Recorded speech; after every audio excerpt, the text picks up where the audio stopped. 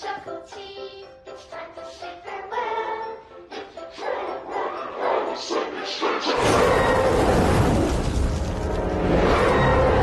to Have you ever watched a children's show with a mascot so strange that instead of making you laugh, it gives you chills? What would happen if that character stepped out of the screen and invited you to play in the woods, never to return? Today, we will explore the terrifying story of Mr. Chuckle Teeth, the most disturbing character in the X-Files, and how its origin is based on ancient legends of witchcraft and demons.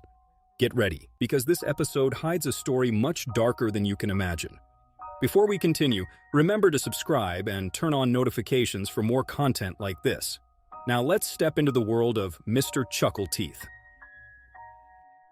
Everything began on an ordinary day in the quiet town of Eastwood, Connecticut. A small town surrounded by dense forests, where everyone knows each other and nothing ever seems out of place. Life here flowed with the same monotony as always, until the silence was shattered by the desperate scream of a mother. Her son, Andrew, had vanished from the park while playing with his favorite toy, Mr. Chuckle Teeth. Andrew was fascinated by this character, a mascot from a children's TV show that many kids adored. But if you looked closely, something about its face was deeply unsettling. Huge, round eyes, completely open as if it never blinked. A grotesquely wide smile with large, visible teeth frozen in a way that seemed too static to be natural. Its black, elegant suit made it look more like a ventriloquist's dummy than a character from a kid's show. Yet children loved it. Its voice, its awkward dancing, and its shrill laughter were part of the show that filled their mornings. Oh, Mr. Chuckle Teeth, won't you play with me? Andrew was singing along to the show's theme song when he suddenly looked up and saw him. Not on the screen, but in real life. A life-sized version of Mr. Chuckle Teeth stood hiding among the trees, staring right at him. His eyes lit up with excitement. He turned to his mother, trying to get her attention, but she was too distracted, caught up in a phone call. By the time she hung up, Andrew was gone.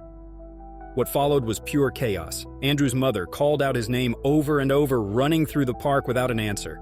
Several people tried to help, searching through the bushes, shouting for him, but the boy seemed to have disappeared without a trace. The local police launched a search in the woods, and after several hours of agonizing uncertainty, they found something. First, his favorite toy, abandoned on the ground, stained with blood. Then just a few feet away, his small, lifeless body, mutilated. The case was so horrific that the FBI immediately intervened. Agents Mulder and Scully arrived in Eastwood with one crucial question. Was this an animal attack, or was something far more sinister at play? The initial conclusion from the police pointed to a wild predator, maybe a coy wolf. But when Scully examined Andrew's wounds, she noticed something disturbing. The bite marks didn't match those of an animal. In fact, they appeared to have been inflicted after his death, as if someone or something wanted to make it look like an animal attack. Mulder, on the other hand, had his own theory, something much darker. As they examined the area, Mulder found a small but crucial detail that the police had overlooked. On Andrew's ankle, there were traces of salt. Not just any salt, it was arranged in a particular way, as if someone had used it for a ritual or protection. Intrigued by this discovery, Mulder and Scully decided to speak with the last person who had seen Andrew alive, a girl named Emily, the daughter of the police chief who had been at the park that day. At her home, the television was on. Emily was watching a children's show with characters that resembled the Teletubbies, but with something eerily off about them.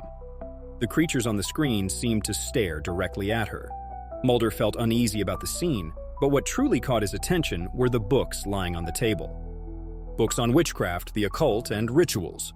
When he asked about them, Emily's mother explained that they belonged to her husband. Nothing unusual, just a hobby. But Mulder wasn't convinced, especially when Emily muttered something disturbing before he left. He was in the forest. Meanwhile, Scully combed through police records. Based on the psychological profile of serial killers, she believed the perpetrator had to be someone with a criminal history, someone who lived near the park and had access to children.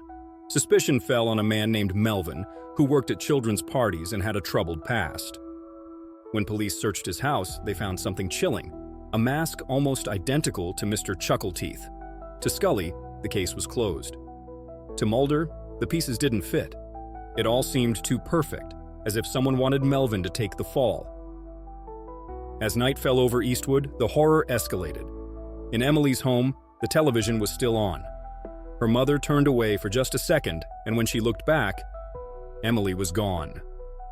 Minutes later, her body was found in the woods, the same scene, the same salt markings. Mulder recalled a chilling detail, the town's history. In the 17th century, a woman had been accused of witchcraft and burned alive. Legend had it that her spirit never left, and that those who committed sins in the town would be punished. The FBI doesn't deal in superstitions, but the evidence suggested that something supernatural was at work. Police Chief Strong began acting strangely. He avoided questions, sweated profusely, trembled whenever the topic of witchcraft was mentioned, until finally he broke down and confessed. Not to murder, but to something even worse. He had cheated on his wife with Andrew's mother. His infidelity, he believed, was the reason he was being punished. Driven by rage and grief, Andrew's father, himself a police officer, began his own investigation, convinced that someone in the town was responsible for his son's death. Melvin had once been accused of inappropriate behavior around children, and the timing, location, and even his collection of costumes, including one resembling Mr. Chuckle Teeth, made him the perfect suspect. Fueled by vengeance, Andrew's father tracked Melvin down, fully intending to confront him. But things escalated. In a fit of blind fury, he murdered Melvin, convinced that he was avenging his son. However, not long after, new evidence surfaced. Surveillance footage from the day of Andrew's disappearance proved that Melvin was at a child's birthday party miles away at the time of the crime. He had an airtight alibi. The murder of Melvin had been a tragic mistake. He was innocent. This revelation led to a tense courtroom scene. The father was put on trial for Melvin's murder, but the case took a bizarre turn. During the proceedings, Mulder stood up and declared that the true killer was not among the living. His theory pointed to a supernatural entity, something summoned through witchcraft, something that had taken on the form of a beloved children's character. The courtroom fell silent, the idea sounding like madness, but by now, the deaths and strange occurrences in Eastwood were impossible to ignore. Shortly after the trial, things grew even darker. Andrew's mother, consumed by guilt and betrayal, fled town in an emotional breakdown. But on her drive out, she saw something in the road, the ghostly figure of Andrew standing still in the middle of the street. She swerved. Her car flipped violently. Moments later, the same hellhound-like creature Mulder had seen in the woods emerged from the shadows and finished what the crash had started. Rick drove to Chief Strong's house, intending to kill him. The house appeared empty at first, but Rick could hear something. Andrew's voice, faint and distant, singing the same eerie tune from the Mr. Chuckle Teeth show. As he moved through the shadows of the home, the TV switched on by itself, broadcasting the familiar but now terrifying children's program. Mr. Chuckle Teeth, it's time to say farewell. If you turn back,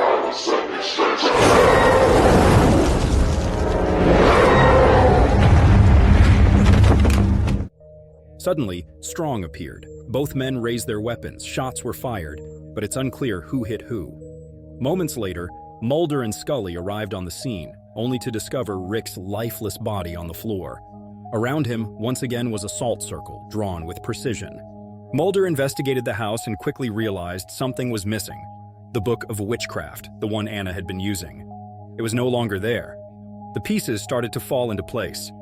Chief Strong, now spiraling into despair, stumbled into the forest after spotting Diana's car, walking deeper into the shadows. He followed without hesitation. But what he found was not Diana. It was Anna, his wife, surrounded by candles and symbols carved into the earth, holding the very grimorio that had started it all. She was in the middle of a final ritual, reciting ancient spells with a trembling voice. When Strong confronted her, she confessed everything. She had never meant for the children to die. Her curse was aimed solely at her unfaithful husband. But in summoning the demon, she had unleashed something she could no longer control. As she tried to explain, the hellhound-like creature, a manifestation of Mr. Chuckle Teeth's true form, emerged from the darkness and violently attacked Strong, killing him on the spot. Moments later, Mulder and Scully arrived and witnessed the horrifying conclusion. Anna, still chanting, burst into flames in front of them, a case of spontaneous combustion. His body was consumed, and yet the book of witchcraft he was holding remained untouched by the fire. So how could anyone stop a creature like that? Could a demon in the form of a children's TV mascot be defeated? As it turns out, yes, but only under very specific conditions. Mr. Chuckle Teeth, like many entities born from occult rituals, can only be truly banished by reciting the exact same incantation used to summon him, but in reverse. This must be done word for word. Any mistake, even a single letter, can render the entire ritual useless. In fact, Anna tried to perform this reversal spell using her Grimorio, a book of ancient spells and summoning rites. She recited a Latin phrase meant to send the demon back to hell, but one word, just one, was mistranslated. Instead of using the Latin word spiritus for spirits, she mistakenly said epulus, which means stain. The spell failed. And with that failure, she paid the ultimate price: spontaneous combustion, consumed by the very forces she tried to control. But there's another way. According to the legend, all cursed phenomena linked to this kind of entity, Mr. Chuckle Teeth included, must eventually be resolved in the Bell Witch Cave in Tennessee. It's believed that making a symbolic offering there, at the place where the original witch's energy lingers, can break the curse completely. That means Mulder and Scully would need to travel from Eastwood to Tennessee and complete the ritual properly, before more lives are lost. In the episode, they never make that journey. But now we know, defeating Mr. Chuckle Teeth isn't about firepower. It's about precision, knowledge, and confronting evil where it began. In a desperate final attempt, Anna tried to undo the curse, but by then, the entity, disguised as Mr. Chuckle Teeth, was far beyond her control. The case was officially closed. Mulder and Scully handed the book over as evidence and left the town behind. But before leaving, Mulder glanced back at the park where it had all started. A small carousel, the same one where Andrew had played for the last time, slowly began to spin on its own. In the distance, a distorted laughter echoed, and then silence. Mulder said nothing. He simply started the car and drove away. The questions lingered. Did the demon really leave, or is it just waiting for its next victim? What makes Mr. Chuckle Teeth truly terrifying is not just his appearance, it's what he represents. Childhood innocence, twisted into a nightmare. A beloved children's character that becomes death itself. The X-Files reminds us that sometimes the true horror is not in the monsters, but in the secrets humans keep. Let me know in the comments, what do you think of Mr. Chuckle Teeth? Would you like to see him return to the series? See you in the next video.